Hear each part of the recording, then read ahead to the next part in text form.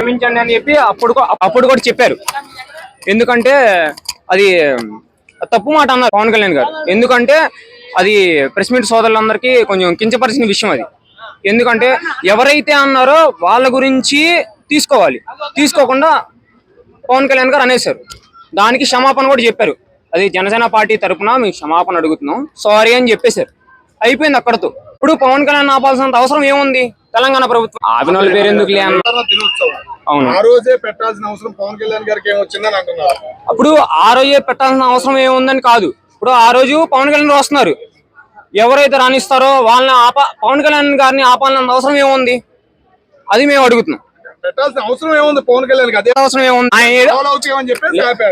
గొడవలు ఏమవుతాయి అన్న? రేవంత్ రెడ్డి గారి ప్రభుత్వం నడుస్తుంది, బీఆర్ఎస్ ఆపోజిషన్ లో ఉంది. ఇప్పుడు పవన్ కళ్యాణ్ గారు వచ్చి ప్రెస్ మీట్ పెట్టుకుంటున్నారు, దాంట్లో ఏమో తప్పేముంది? డిప్యూటీ సీఎం ఆంధ్రాకి ఏముంది? మా ఆంధ్రాకి మా డిప్యూటీ సీఎం వచ్చి ప్రెస్ మీట్ పెట్టుకుంటున్నారు, ఎవడు ఆపుతాడు చెప్పండి? ఇప్పుడు తెలంగాణ పెట్టుకున్నారు. తెలంగాణ ఇప్పుడు 10 సంవత్సరాల క్రితం వచ్చింది, అవును కదా? రాజశేఖర రెడ్డి గారు ఉన్నప్పుడు మొత్తం జరిగిపోయినాయి. రాజశేఖర రెడ్డి ఉన్నప్పుడు మంచిగా జరిగింది మొత్తం. తర్వాత తెలంగాణ విడిపోయింది. తర్వాత వస్తున్నప్పుడు తెలంగాణ మొత్తం సపరేట్ అయిపోయింది. తెలంగాణ ఆంధ్ర సపరేట్ అయిపోయింది. ఇప్పుడు పవన్ కళ్యాణ్ గారు వస్తున్నారు. పవన్ కళ్యాణ్ ఎవరు? ఇదివరకు తెలంగాణ ఉన్నారు కదా, ఆంధ్రాకి వెళ్ళి డిప్యూటీ సీఎం పోటీ చేశారు. ఒకసారి ఓడిపోయారు, 2 సీట్లు వచ్చినాయి. తర్వాత మళ్ళీ గెలిచారు, 22 సీట్లలో గెలిచారు. ఓకే, దానికి మేమేం కాదనలా. ఆయన వచ్చి ప్రెస్ మీట్ పెట్టుకుంటున్నా అంటే ఎవరయ్యే జాగిరా, మీ అయ్యి జాగిరా అంటే ఎవరు ఒప్పుకుంటారన్న? మీరు చెప్పండి.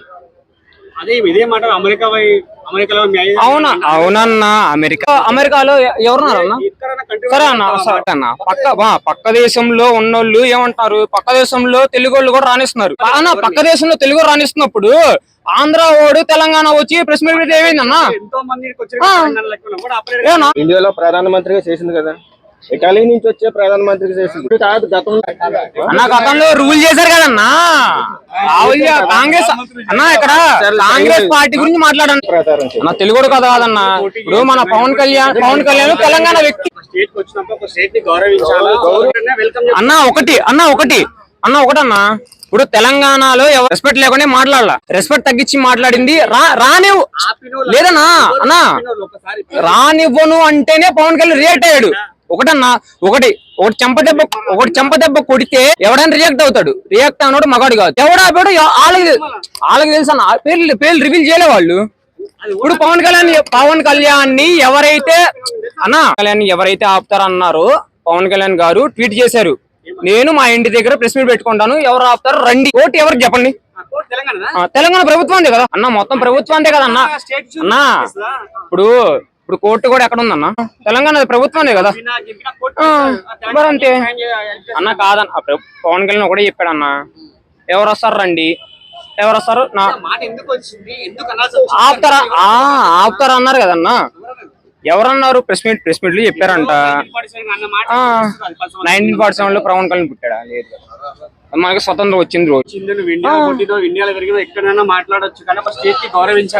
అన్న, గౌరవించడం అనేది పవన్ కళ్యాణ్ గారి తర్వాత ఎవరికి ఎక్కడికి వెళ్ళినా కానీ మా నాయకుడు తోపు అని చెప్పుకోడు, ప్రజాస్వామ్యం గురించి మాట్లాడతాడు. మా నాయకుడు ఏంటి అంటే ప్రజల సమస్యని తెలుసుకొని సాల్వ్ చేసేవాడు.